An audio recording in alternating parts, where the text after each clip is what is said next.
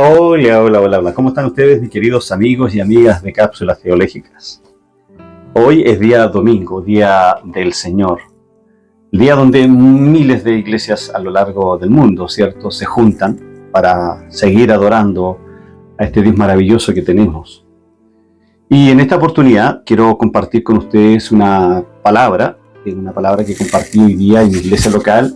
Quiero, sin más preámbulo, que me acompañen a leer la segunda carta del apóstol San Pablo, escrita a Timoteo, a ese joven ministro. En el capítulo número 4, los primeros 8 versículos vamos a leer y lo hacemos en el nombre de Jesús. Pablo le dice a Timoteo: te encarezco solemnemente, en la presencia de Dios y de Cristo Jesús, que ha de juzgar a los vivos y a los muertos por su manifestación y por su reino. Predica la palabra, insiste a tiempo y fuera de tiempo, redarguye, reprende, exhorta con mucha paciencia e instrucción, porque vendrá tiempos cuando no soportarán la sana doctrina, sino que teniendo comezón de oídos, acumularán para sí maestros conforme a sus propios deseos, y apartarán sus oídos de la verdad y se volverán a mitos. Pero tú, dice, sé sobrio en todas las cosas, sufre penalidades, haz el trabajo de un evangelista, cumple tu ministerio. Porque yo ya estoy para ser derramado como una ofrenda de libación, y el tiempo de mi partida ha llegado. He peleado la buena batalla, he terminado la carrera, he guardado la fe. En el futuro me está reservada la corona de justicia, porque el Señor, el juez justo, me entregará en aquel día. Y no solo a mí, dice Pablo, sino también a todos los que aman su venida. Padre, en el nombre de Jesús, quiero darte las gracias en esta tarde de día domingo, día donde nos juntamos, Señor, en las congregaciones para seguir adorándote, Señor, y exaltar tu nombre y llenarnos de gozo, saber lo que tú has hecho en nuestras vidas, Señor. Cómo no agradecerte por tu palabra, y es esta misma palabra, Señor, que en esta oportunidad quiero predicar, quiero exhortar a través de estos medios, Señor, tecnológicos que tú nos has permitido tener y usar, Señor, para la extensión de tu palabra. Muchas gracias te damos en el nombre de Jesús. Amén. Bien, yo le he puesto por título a este sermón: no te rindas, no te rindas, la carrera aún no termina, sigue predicando. Es increíble, ¿cierto?, cómo el Pablo nos exhorta en esta porción de la Escritura. Y el propósito del pasaje, en estos 8 versículos, Pablo exhorta a Timoteo, y por supuesto a todos los creyentes, a usted y a mí, a mantener una dedicación inquebrantable a la predicación del Evangelio. Pablo, enfrentando su propia muerte, busca animar a Timoteo a predicar con constancia, a corregir y animar a la congregación con paciencia y a mantener una perspectiva de perseverancia y de fidelidad en el ministerio. Este pasaje también destaca la importancia de enfrentar los desafíos y las pruebas como una visión clara de la recompensa eterna que Dios promete a aquellos que permanecen fieles hasta el final, como Pablo dice en el último versículo: he acabado la carrera. La idea central de esta porción creo yo que es la exhortación de Pablo a Timoteo para que continúe fielmente la predicación del Evangelio y mantenga la integridad en su ministerio a pesar de las dificultades, a pesar de la apostasía, a pesar de la falsa doctrina, a pesar de las persecuciones. Permítame entonces que, a manera de introducción, quiero señalar que la segunda epístola a Timoteo, escrita obviamente por el apóstol San Pablo, se dirige a su joven colaborador en un momento crucial y personal para ambos. En el periodo en que escribió la segunda epístola a Timoteo, alrededor del año 67 más o menos, Pablo estaba en Roma bajo arresto domiciliario, que eventualmente se convirtió en encarcelamiento en condiciones más severas. Era ya su 4º viaje misionero. Era su segunda vez en la cárcel en Roma. Por lo tanto, la persecución contra los cristianos había aumentado. ¿Y por qué había aumentado significativamente? ¿Por qué? Recordemos que estaba Nerón bajo ese emperador, especialmente después del incendio de Roma en el año 64, del cual los cristianos fueron falsamente acusados. Este contexto de persecución contribuyó a la amenaza sobre la vida del apóstol San Pablo. Los contextos anteriores, recordemos que el capítulo número 1, Pablo le recuerda a Timoteo la importancia de la valentía y la lealtad, mientras que en el capítulo número 2 de Timoteo, segunda la carta a Timoteo, le instruye en cómo ser un buen ministro y enfrentar los falsos maestros. Y en el tercer capítulo, Pablo profetiza sobre los tiempos difíciles y le instruye que son las Escrituras las que le pueden hacer sabio para la salvación y lo pueden hacer perfecto para toda buena obra. Estos contextos, hermanos, de los capítulos anteriores, nos proporcionan una base entonces sólida para mantener la urgencia y el mandato que Pablo le da ahí en estos 8 versículos. Desde la prisión, Pablo ahí en Roma le ofrece a Timoteo una serie de exhortaciones profundas sobre fidelidad en el ministerio del Evangelio. En el año 2015, el misionero estadounidense Andres Brunson fue arrestado ahí en Turquía y enfrentó una detención prolongada y arbitraria, y era por predicar la palabra de Dios. Y las condiciones eran durísimas, extremas, casi infrahumanas. Durante su encarcelamiento, Brunson fue sometido a condiciones severas y presiones constantes, incluyendo la amenaza de una sentencia de cadena perpetua. Sin embargo, a pesar de las circunstancias adversas y el dolor, ¿cierto?, de físico y emocional, de estar separado de su familia y saber que a lo mejor iba a pasar toda la vida en su cárcel, Brunson mantuvo su fe y su compromiso con la predicación del Evangelio. En su tiempo en prisión, no solo se enfocó en mantener viva su propia fe, sino que también buscó alentar y fortalecer a otros creyentes, a su familia, a su iglesia, a través de cartas y mensajes. Por lo tanto, la historia de Andres Brunson refleja un compromiso similar al que Pablo expresa en su carta a Timoteo. En estos 8 versículos, amados hermanos, Pablo se encuentra en una situación desesperada. No ha perdido la fe de ninguna manera. Y enfrenta su posible ejecución, pero su enfoque sigue siendo la tarea de predicar la palabra con valentía y perseverancia. Y le entrega a esta aposta a su hijo en la fe, Timoteo. Con esta comprensión profunda de la urgencia y la responsabilidad que Pablo nos presenta en estos textos, analizaremos 3 aspectos fundamentales, amados hermanos, que nos desafían a vivir con una pasión renovada por la predicación del Evangelio, a cumplir con nuestras responsabilidades ministeriales y a mantener una perspectiva de perseverancia en nuestra carrera cristiana. Punto número 1, la urgencia de la predicación. El versículo número 2 dice: te encarezco delante de Dios y del Señor Jesucristo, que juzgará a los vivos y a los muertos, a los vivos y a los muertos en su manifestación y en su reino. Fíjese que el contexto histórico en que Pablo escribe esta epístola, decíamos, es crucial para entender la profundidad de su exhortación y la urgencia de su exhortación.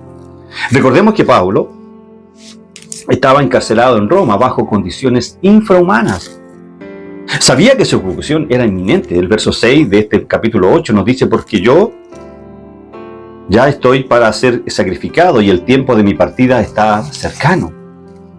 En este contexto de incertidumbre, de duda y de peligro inminente, Pablo dirige sus últimos consejos a su discípulo amado, Timoteo, quien estaba a cargo de la iglesia allá en Éfeso. La epístola refleja, por lo tanto, el corazón de un líder que, consciente de su propio destino, consciente de lo que le esperaba, consciente que tal vez sería la última carta que le escribiría a Timoteo, por lo tanto, desea dejar un legado de fidelidad y valentía en la predicación del Evangelio, a pesar de las circunstancias que el mismo Pablo se estaba viviendo. Pablo comienza su exhortación con un fuerte juramento. El griego ahí usado es orquizó, ante Dios, el Padre y Cristo Jesús, lo que denota la seriedad y la solemnidad de lo que está a punto de decir a Timoteo. Y este juramento era un pacto solemne delante del Padre y de su Hijo Jesucristo. ¿Y por qué Pablo hace esto? Bueno, primero Pablo estaba consciente de su inminente muerte, ¿cierto? Del estado crítico del cristianismo ahí en Éfeso, persecuciones, falsos maestros. Por lo tanto, dirige una súplica solemne a Timoteo para que cumpla con su deber ministerial con fervor, con dedicación, con perseverancia. El verbo que Pablo usa acá es para te encarezco delante de Dios. Ese verbo te encarezco se traduce del griego diamantinomai. Está en modo imperativo, voz media y tiempo presente. ¿Y cuál entonces es la connotación del verbo? Fíjense que denota una urgencia, porque el verbo lleva una connotación de urgencia y seriedad. Pablo no está simplemente sugiriendo a Timoteo que predique la palabra, por eso está en modo imperativo. Está insistiendo con firmeza. Amado hermano, que tú me escuchas en esta tarde, predique las Escrituras. Es la exhortación de Pablo. Y también denota una connotación de autoridad. La autoridad que se ejerce a través de este verbo refleja el peso de la misión que Pablo está encomendando a Timoteo. No es una solicitud opcional, sino un mandato crucial para el bienestar espiritual de la comunidad de fe donde estaba Timoteo, en la iglesia de Éfeso. Hermanos amados, la estructura gramatical de estos versos nos enseñan algunas cosas interesantes. Primero, Pablo no está solo sugiriendo, decía, que Timoteo predique, sino que está ordenando que la predicación sea una actividad constante y central en su vida y en su ministerio. Y en segundo, subraya, ¿cierto?, la necesidad de persistencia y de firmeza. Y tercero, que Timoteo debe ser persistente y constante en su predicación, a pesar de las dificultades o la resistencia que pueda encontrar. Y como cuarta cosa que podemos traer de este análisis gramatical del verbo, que la insistencia también sugiere que Timoteo debe ser diligente en corregir, redarguir y exhortar, reflejando, por lo tanto, un compromiso inquebrantable con la verdad del Evangelio. Amados hermanos y hermanas en Cristo, esta urgencia, esta necesidad, esta persistencia, esta firmeza de la orden de Pablo a Timoteo es también para la iglesia, es también para usted. También puede aplicar este llamado a encarecer, le encarezco delante de Dios en su vida diaria. Significa que cada creyente debe estar dispuesto a defender y proclamar la verdad del Evangelio con la misma seriedad y urgencia, sabiendo que el tiempo para predicar y compartir el mensaje de salvación es limitado. La predicación de la verdad del Evangelio, de la verdad del reino, debe ser constante e ininterrumpida en nuestras vidas. Debemos cultivar todos los medios, por todos los medios posibles, utilizar todos los medios posibles que Dios ha puesto a nuestro alcance. ¿Sabe usted qué alcance tienen las redes sociales? ¿Sabe usted a cuántos van a ver este video? Los creyentes deben estar listos para enfrentar tiempos difíciles, tiempos de persecución, cuando usted proclame el Evangelio. Imagine a un bombero que, a pesar de las inclemencias del tiempo, de lo peligroso que implica estar en un incendio, continúa luchando para salvar vidas. Amados, de manera similar, la predicación del Evangelio requiere de una dedicación constante y valiente, sin importar las circunstancias, sin importar los peligros.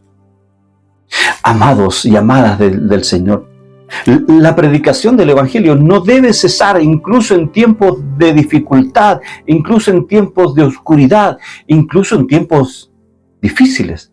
Recordemos el misionero estadounidense Anders Brunson. Fue arrestado en Turquía y enfrentó una detención prolongada en condiciones extremadamente duras, pero igual predicó a través de mensajes y escritos. Hermanos, los cristianos deben estar preparados para predicar y enseñar en cualquier momento, ya sea en tiempos favorables o tiempos adversos. Quiero que evalúes su compromiso con la predicación del Evangelio. ¿Está dispuesto a predicar incluso cuando enfrente oposición? Busque oportunidades, amado hermano, para compartir su fe en su entorno diario, entre sus compañeros, entre su vecindario, sin importar lo difícil que pueda parecer.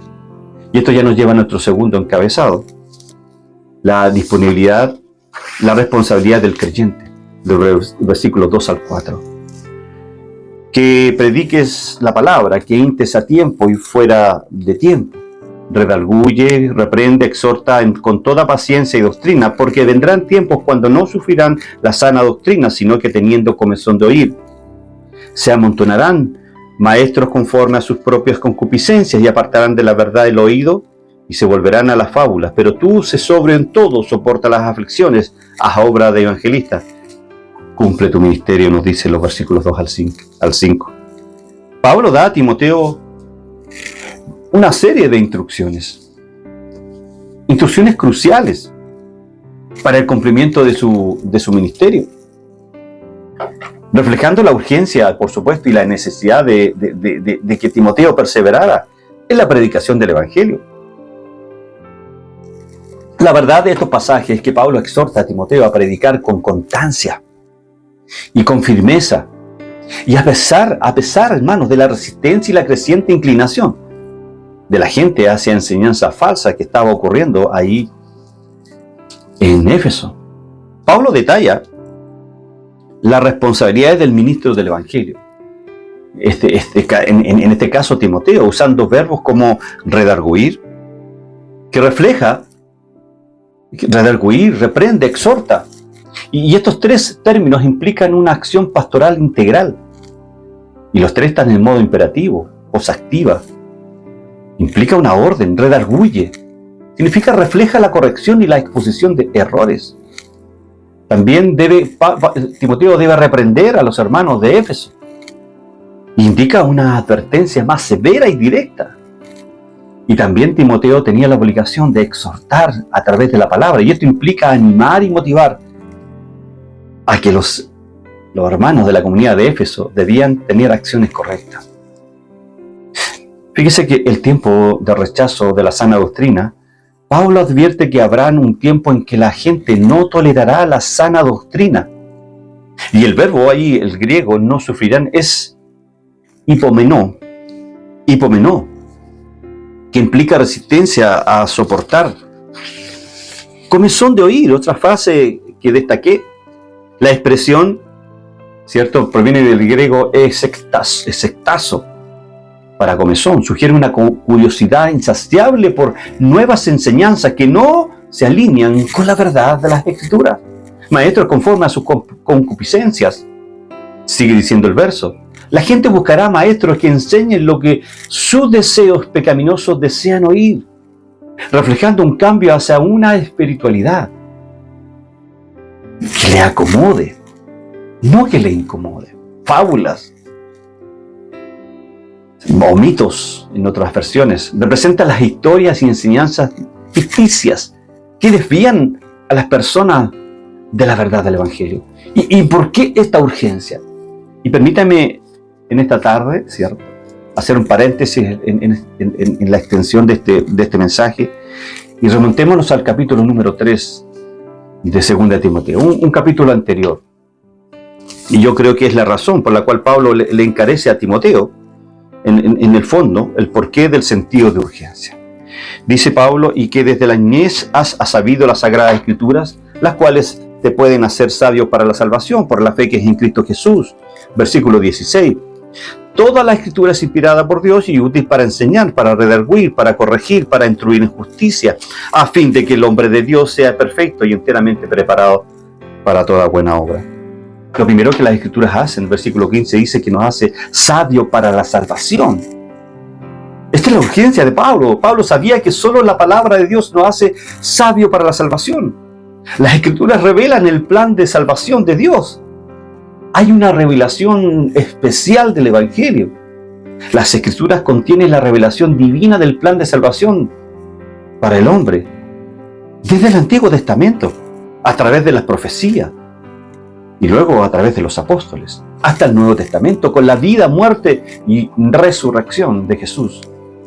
Amados, la Biblia presenta el camino a la salvación. Jesús ahí en Juan 5:39 nos dice: escudriñad la Escritura, porque a vosotros os parece que en ella tenéis la vida eterna, y ellas son las que dan testimonio de mí.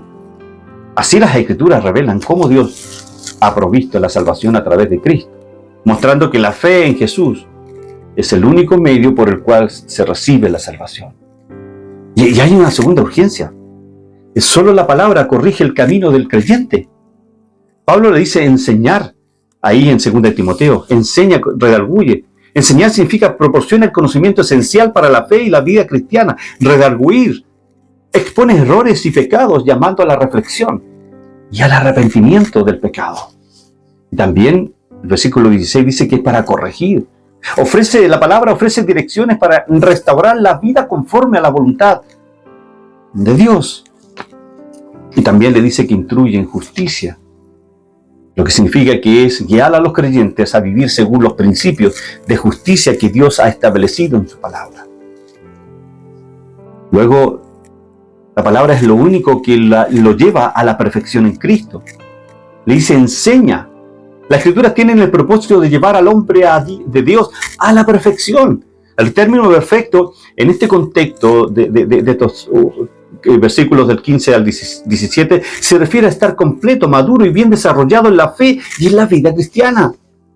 La perfección aquí no significa ausencia de pecado, sino más bien una madurez y una plenitud en la vida espiritual que permite al creyente vivir de acuerdo con la voluntad de Dios. Es la Escritura lo que lo llevan a la perfección. Y los creyentes deben entender que la madurez espiritual es un proceso continuo, que se realiza a través del estudio y la aplicación de las Escrituras en la vida del creyente. La Biblia actúa como una herramienta que ayuda a los creyentes a crecer en su relación con Dios y a desarrollar un carácter conforme al de Cristo. Amados, las Escrituras preparan al creyente para toda buena obra, dice la última parte del versículo 17. La Escritura no solo transforma al creyente en una persona perfecta o madura, sino que también lo equipa a prepararse para realizar toda buena obra. Esto significa que las Escrituras capacitan al creyente para llevar a cabo todas las tareas y todas las responsabilidades que Dios les encomienda, ya sean ministeriales, ya sean personales, ya sean sociales, en el hogar, en el trabajo, en el vecindario. Amados, los creyentes deben considerar que la Escritura proporciona la preparación necesaria, útil para el servicio y el ministerio, para el desarrollo de su don. Esto incluye vivir de manera que refleje los principios y la justicia de Dios en la vida, así como realizar buenas obras que glorifiquen a Dios y que beneficien a los demás. Los líderes y los miembros de una iglesia local deben utilizar las Escrituras como guía para cumplir con las tareas que Dios les ha asignado. Y ahora continuemos en la exhortación de este segundo encabezado, la responsabilidad del creyente. ¿Y cuál es la otra razón que Pablo le da a Timoteo, aparte de las que mencionamos en los versículos del capítulo 3? ¿Cuál es la razón para predicar la palabra con urgencia, con perseverancia, a tiempo y fuera de tiempo? Leamos el verso 3, porque vendrán tiempos cuando no sufrirán la sana doctrina, sino que teniendo comezón de oír, se amontonarán, maestros conforme a sus propias concupiscencias, y apartarán la verdad y el oído del oído y se volverán a fábulas. En el contexto de la carta de Pablo a Timoteo, decíamos, escrita en los años 64-65, el apóstol se está refiriendo a una variedad de doctrinas y enseñanzas erróneas que ya estaban circulando en el entorno cristiano, aunque no se conoce con precisión todos los detalles específicos de cada falsa doctrina de ese tiempo en la iglesia de Éfeso. se puede identificar algunas tendencias generales que se mencionan en otras partes del Nuevo Testamento y en los escritos de los primeros padres de la Iglesia. Tenemos el gnosticismo. Aunque el gnosticismo, como se entiende en el siglo II y III posteriormente, aún no se había desarrollado plenamente. Ya existían corrientes protognósticas que mezclaban elementos de la filosofía griega con enseñanzas cristianas, promoviendo ideas, amados hermanos, como la idea de que el conocimiento secreto era necesario para la salvación y que el mundo material era malo y creado por un Dios inferior. También estaba el judaísmo cristiano, que no es nuevo. Algunos grupos enseñaban que los cristianos debían seguir las leyes del Antiguo Testamento, especialmente las leyes de la circuncisión y otras prácticas judías que lo vemos muy a menudo hoy en día en redes sociales. ¿Para qué? Para ser verdaderos seguidores de Cristo debían respetar estas leyes. Esto se conoce como el problema de los judaizantes, quienes intentaban imponer las prácticas y costumbres judaicas a los nuevos creyentes gentiles. Pablo habla esto en su carta a los Gálatas. Luego tenemos el docetismo. Aunque el docetismo se formalizó más tarde, ya había ideas que sostenían que Jesús no era realmente humano, sino que su sufrimiento y muerte eran ilusorios. Esta visión contradecía la doctrina cristiana fundamental de la encarnación y el sufrimiento real de Cristo. Falsos maestros y profetas. Pablo advertía sobre falsos maestros que distorsionaban la verdad para ganar seguidores. Estos podían ser predicadores que enseñaban falsas doctrinas, que se alineaban más con sus propios deseos e intereses que con la verdad del Evangelio.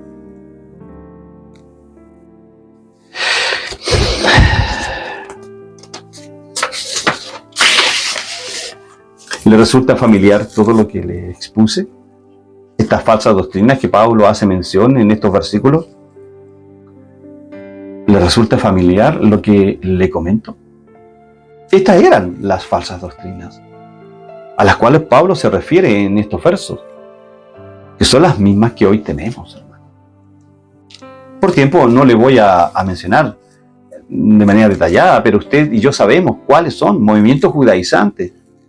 Las danzas que vemos muchas veces en las iglesias, el chofar, los objetos del tabernáculo puestos en el altar.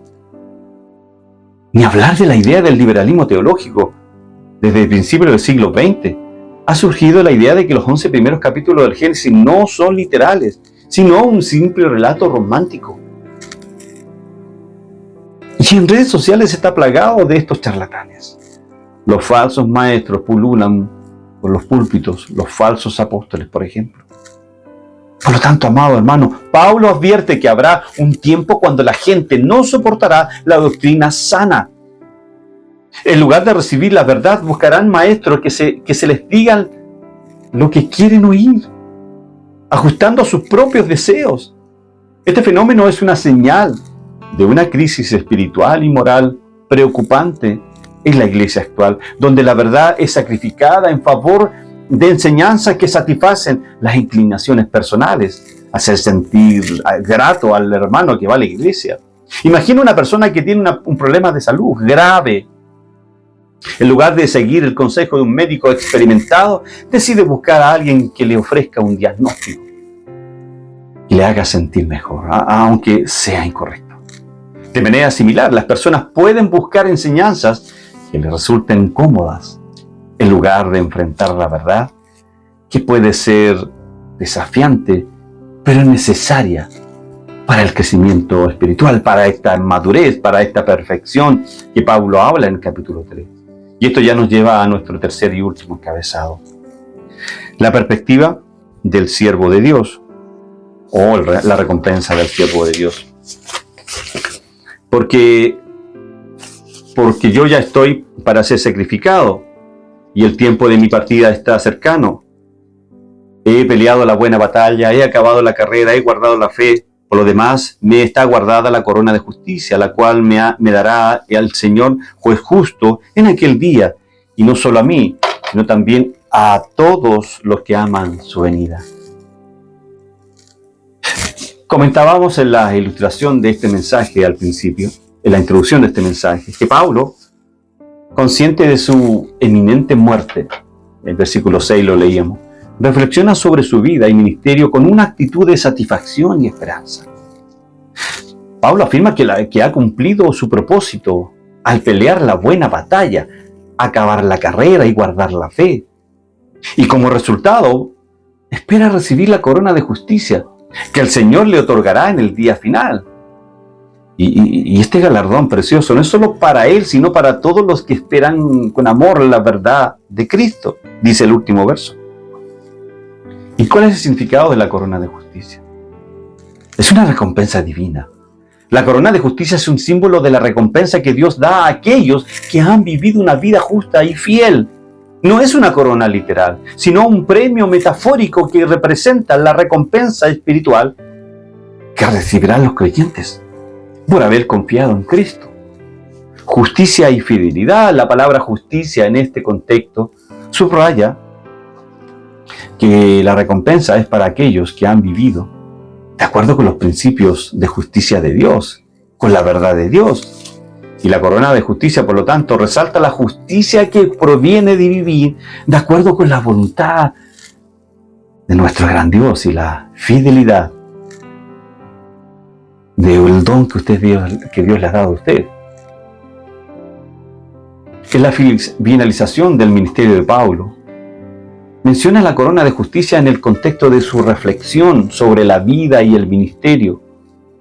Recordemos, él está a punto de morir y ve su vida como un sacrificio y una carrera bien corrida.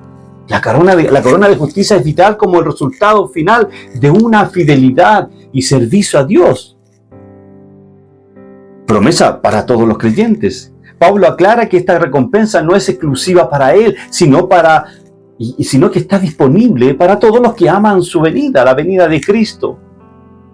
Amado, usted ama la venida de Cristo, sin lugar a duda. Esto implica que cualquier creyente que viva con la esperanza y el amor por la segunda venida de Cristo recibirá esta recompensa. Hay un reconocimiento del fin. Pablo está consciente, amados hermanos, de que su vida está llegando a su fin y utiliza el lenguaje de sacrificio y de partida inminente para describir la situación personal.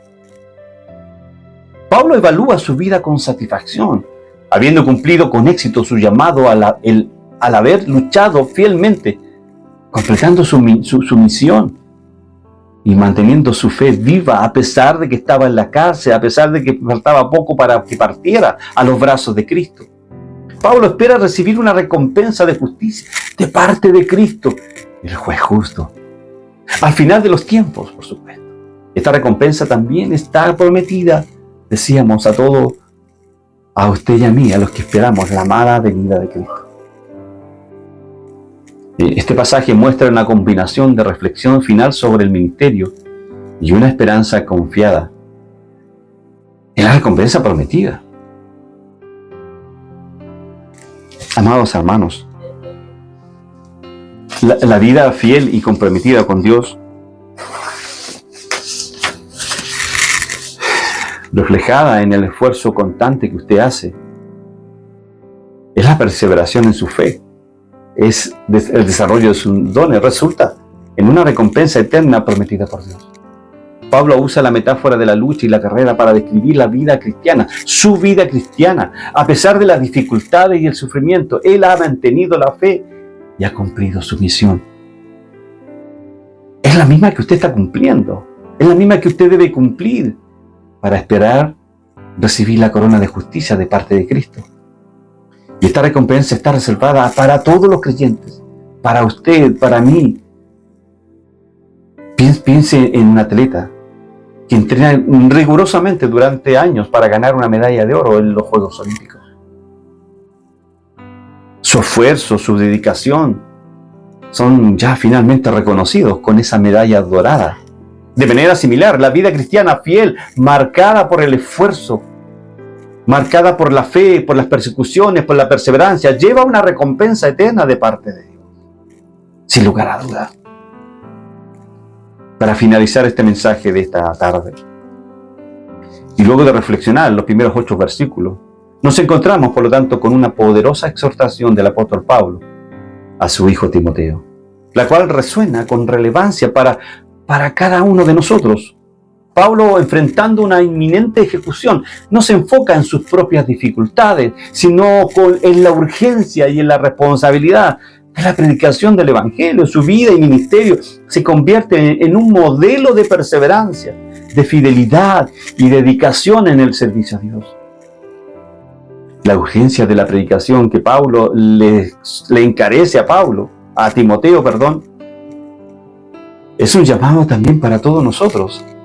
Así como Pablo instruye a Timoteo a predicar la palabra en todo momento, en tiempo y fuera de tiempo, independientemente de las circunstancias, nosotros también estamos llamados a compartir el mensaje de Cristo con valentía y constancia, con todas las herramientas necesarias. Los tiempos son difíciles, los tiempos pueden ser difíciles y las oposiciones pueden ser intensas, pero nuestra misión como creyentes permanentes e inalterable es predicar el Evangelio, porque es un mandato continuo y urgente, y nuestra dedicación no debe fluctuar según la facilidad o dificultad del momento. La responsabilidad del ministro, de usted y de mí, como se detalla en la segunda sección, nos recuerda que predicar el Evangelio no es solo un acto de proclamar buenas noticias, sino también de corregir, de redarguir, de exhortar. Y esta tarea demanda paciencia y amor y requiere de nosotros un compromiso con la verdad y con el bienestar espiritual de los demás. Cada uno de nosotros, ya sea el ministro formal o un nuevo testimonio cotidiano, o usted en su trabajo, en su familia, tiene el deber de guiar a otros con sabiduría y ternura. Finalmente, amados hermanos, la perspectiva del siervo de Dios, de usted y de mí, reflejada en las palabras de Pablo sobre su propia vida, nos ofrecen una visión de cómo debemos afrontar nuestra carrera cristiana. La vida cristiana es una carrera de largo aliento, llena de desafíos, llena de obstáculos, pero también de victorias. Y al final, la fidelidad a Dios nos asegura una recompensa eterna, la corona de justicia. Pablo miraba hacia adelante con confianza en esa corona de justicia que le esperaba, y nosotros también debemos mantener nuestra vista y nuestra esperanza en la promesa de Dios. Es esencial, amados hermanos, que cada uno de nosotros se examine y evalúe se examine su vida, cómo está en Cristo. Vea esta urgencia y esta pasión que Pablo nos instruye. ¿Estamos cumpliendo nuestra responsabilidad de enseñar, corregir y animar con paciencia? ¿Estamos corriendo la carrera de la fe con perseverancia, manteniendo nuestra mirada fija en la recompensa? Esta reflexión nos impulse a vivir con la misma dedicación y valentía que Pablo ejemplificó en estos términos. Que enfrentemos nuestros desafíos con la certeza de que, como Él, nuestra labor en el Señor no es en vano. Al seguir el ejemplo de Pablo, que nuestros corazones se enciendan con un renovado fervor por la predicación del Evangelio y por el cumplimiento fiel del llamado de Dios en nuestras vidas. Que su vida y la mía sea un testimonio de la fidelidad y el compromiso que Dios nos llama a tener, y que al final podamos decir con confianza: he peleado la buena batalla, he acabado la carrera, he guardado la fe. Amén. Señor, te damos gracias en esta tarde por esta tu palabra, Señor, que ha sido predicada. Oramos para que sea de bendición para mis hermanos. Y que podamos, Señor, que tu Espíritu Santo nos exhorte a predicar la palabra a tiempo y fuera de tiempo, a corregir, redarguir, a enseñar, a instruir, con paciencia, con amor, porque nos tiene reservada la corona de justicia. Que podamos decir como el apóstol Pablo: he corrido la carrera, he acabado la carrera. Gracias, Señor, te doy en esta tarde, en el nombre de Jesús. Amén y amén. Bien, Dios le bendiga, amados hermanos. Gracia y paz para su vida. Y nos vemos en otra cápsula teológica. Chao, chao.